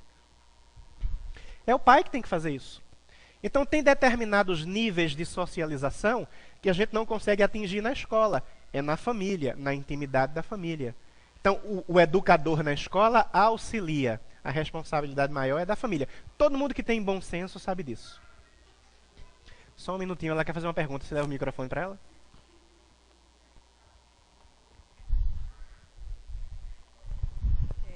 Eu tenho uma sobrinha chamada Kailane, ela tem 13 anos. Ela tem amor, carinho, atenção, tudo, só que o pai dela é separado, que é essa que é a minha irmã. E ela não aceita geralmente não, ela sempre quer que seja sim. E aí tem as questões dela ser um pouco agressiva com ela, né? Ela dá atenção, dá carinho, conversa, mas ela sempre tem um não, ela não consegue abraçar a mãe assim verdadeiramente, não consegue beijar a mãe sinceramente, a mãe a beija, fala as coisas, mas ela sempre tem assim, sabe? Como se tivesse uma barreira. A gente fica sem entender por que ela age assim. Comigo eu converso, ela fica calada, ela não me responde. Outros tios se falam, ou a avó, ela responde. Daí ela fala assim, ultimamente ela está falando que ela fala assim, eu sou igual a minha tia. Ela fala em relação a mim. Mas eu falo assim, mas ela não tem como ser igual a mim, porque eu nunca fui grossa, nunca fui estúpida com a minha mãe. Né? Sempre tive uma educação, que a gente do Nordeste, sempre tive uma educação, você sabe como é que funciona lá. Não sei. E hoje, eles, como você falou, sobre a era da internet, tudo, ela tem tudo assim em relação a essas coisas. Só que ela não aceita o não. Aí o pai mora em outro, aqui no Matão mesmo, ela vai a cada 15 dias para casa do pai, volta também, né, para casa, quando volta rebelde, não abraça, não beija a mãe já entendi. Ela é bem aqui a gente está preocupado com o tempo, que tem que ser curto. Que é curto. Isso pode ser fruto de 2 coisas. Primeiro, precisa saber se essa postura de não aceitar um não, ou seja, uma pessoa que não tem tolerância à frustração, começou agora ou começou depois da separação. É a primeira coisa que tem que perceber. Segunda coisa que a gente tem que entender. A criança pode não aceitar um não como resposta, porque traz isso do passado, ou pode não aceitar um não como resposta, por exemplo, porque percebeu na família monoparental, é só a mãe que cuida, né? Não tem mais o pai. Percebeu que a mãe tem receio de ser excessivamente rígida e perder o vínculo com a filha. Já vi isso milhares de vezes, inclusive na minha família. Então, eu sou pai e sou mãe, eu não posso ser tão rígida com a minha filha, porque senão eu perco o vínculo com a minha filha. Aí afrouxa a disciplina e o processo de interdição que precisa acontecer para que a criança seja adequadamente educada, para não perder o vínculo, o receio de perder o vínculo com a criança. A criança percebe isso, aí começa a fazer chantagem. Não aceita não, não aceita não, se torna agressiva, porque a mãe vai querer dizer, não, então tem que dizer sim. Eu tenho que dar tudo que ela quiser, senão vai ficar ruim nossa relação. Ela já percebeu, então é chantagem. Daí ela tem que se acostumar com vários nãos de vez em quando. Diz que vai dizer não e diz que vai dizer não porque ama. Agora pode ser que essa dificuldade de relacionamento mãe-filha venha do passado. Reprogramação mental, dizer que está ali para amar, dizer que está ali para deixarem o passado no passado, construírem um presente e projetarem um futuro. Então tem que verificar exatamente do que é que vem. Começou na separação ou já havia antes? Será que vem do passado, começou agora? Ou ela está percebendo que a mãe, com o receio de perder o vínculo, está afrouxando a disciplina e dando tudo o que ela quer? Se ela percebeu isso, ela pode estar fazendo chantagem, com habilidade para obter tudo o que quer. Então, esse receio da mãe, ela precisa trabalhar, porque esse receio vai fazer com que a educação se perca naquilo de disciplinado e naquilo de sólido que precisa ter. Vai ter o afeto, mas não vai ter a disciplina. Luiz Fernando, existe um internauta fazendo uma pergunta aqui, mas você acabou de responder. Ele estava falando sobre os pais que não têm afinidade com os filhos. Acho que foi o que você acabou de falar, né? Se não tem afinidade, só dando mais um comentário, pode ser que não tenha afinidade porque não se conhecem do passado. Não ter afinidade não significa terem ojeriza um ao outro. Você olha para o filho e diz, eu não odeio, mas também não amo. Tenho carinho, mas não é lá tão profundo. Ou seja, não se conheceram do passado, ou não são espíritos que estão mais ou menos no mesmo patamar. Não é que se desgostam, mas também não se amam tanto. Qual é a solução? Desenvolver o afeto que ainda não existe. Colocar no lugar do vazio esse afeto que precisa crescer e precisa transbordar. Agora, se além de não amar, ainda vivem se engalfinhando, é uma questão que provavelmente vem do passado, ou mesmo são espíritos antipáticos, que nunca se conheceram, nunca interagiram, mas estão em diferentes níveis de consciência. Qual é a solução? Tentar resolver o problema do mesmo jeito. Tentar criar uma afinidade para substituir essa dificuldade de interagirem que impera na relação no ambiente familiar. Nós vamos fazer duas perguntas aqui, que embora não seja o mesmo assunto, mas elas se equivalem, nós vamos encerrar depois. Uma é aqui do salão e outra é pela internet. Quando a criança é autista ou deficiente, tem a ver com a vida passada? E por outro lado, criança com 4 anos que fala apenas algumas sílabas, não consegue falar, entende e ouve tudo, mas tem grande dificuldade para falar. Vocês vão precisar ler o livro Diálogos sobre a Família, que eu estou aprontando para a gente publicar no ano que vem. Tem uma questão interessantíssima. Coloque lá no YouTube. Divaldo fala de uma reencarnação do Semíramis. Quem escreveu Semíramis? O senador lá. Esqueci o nome dele. Um senador bem conhecido de Minas. Esqueci o nome dele agora. Muita gente da internet deve estar localizando. Camilo Chaves. O senador Camilo Chaves escreveu Semíramis, e ele estava, Divaldo Franco, está no YouTube, Divaldo Franco fala de uma reencarnação de Camilo Chaves, veja lá, eu pus no livro, aproveitei que eu não sou bobo. Ele estava caminhando nos jardins da Federação Espírita Brasileira, isso me lembra os jardins de Semíramis, ele falou. Aí o menino lá do Versátil Home Video, como é o nome dele? O Oceano Vieira de Mello disse, Camilo Chaves, né, Divaldo?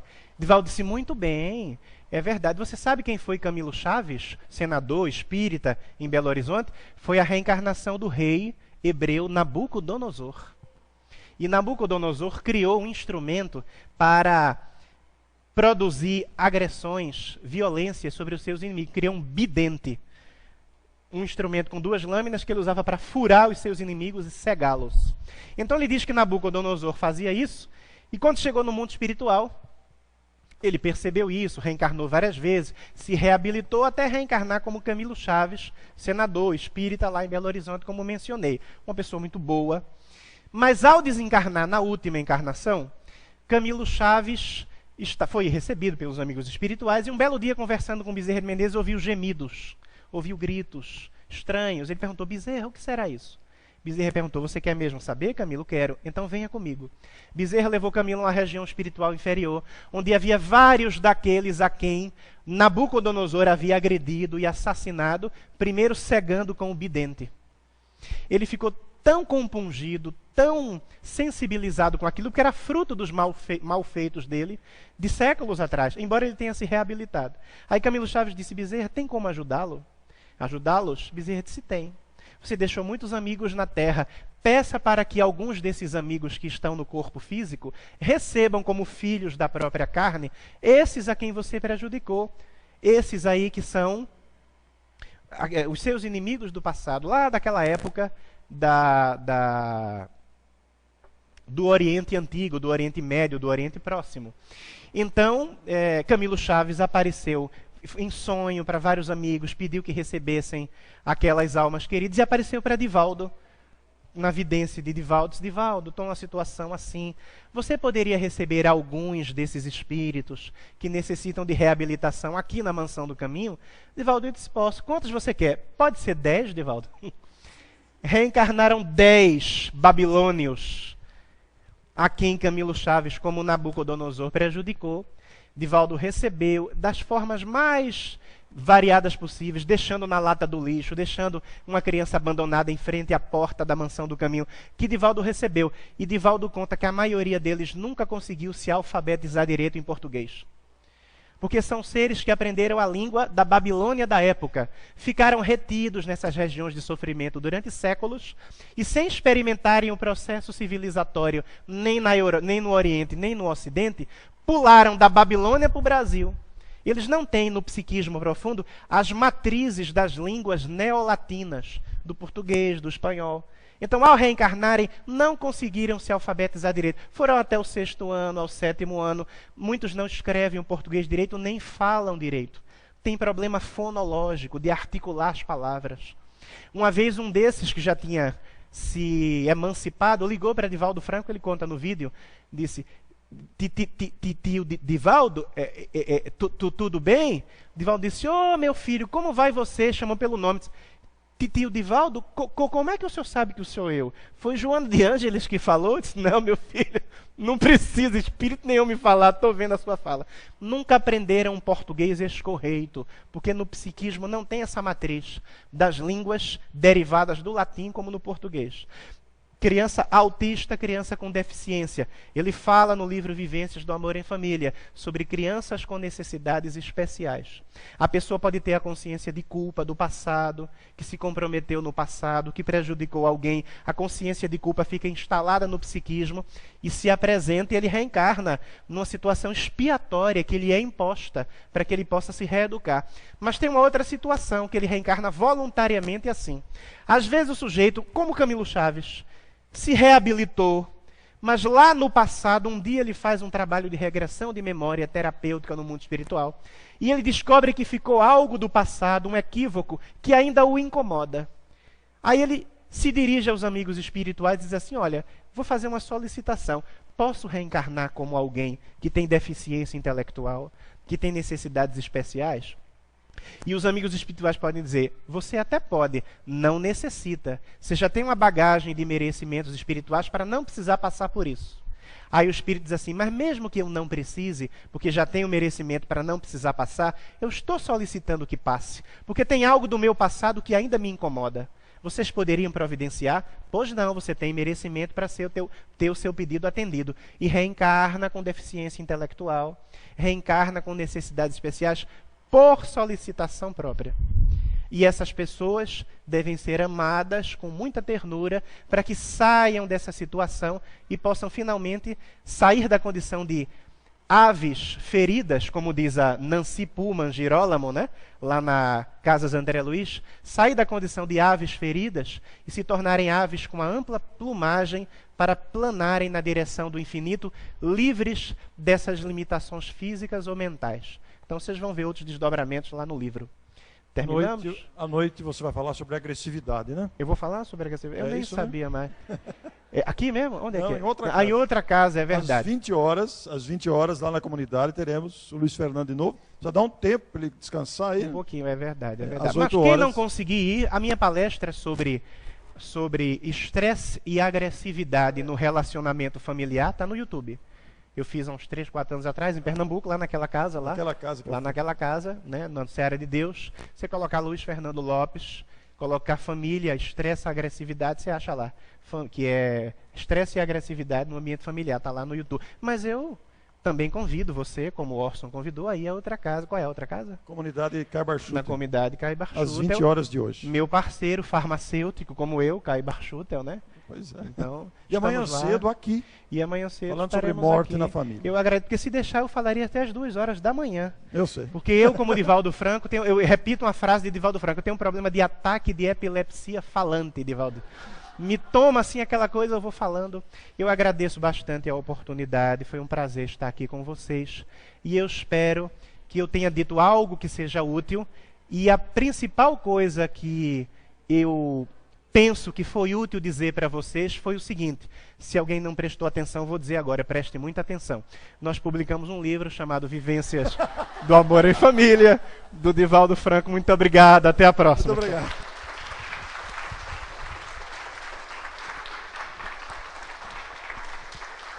Obrigado. Até a próxima. Até a próxima.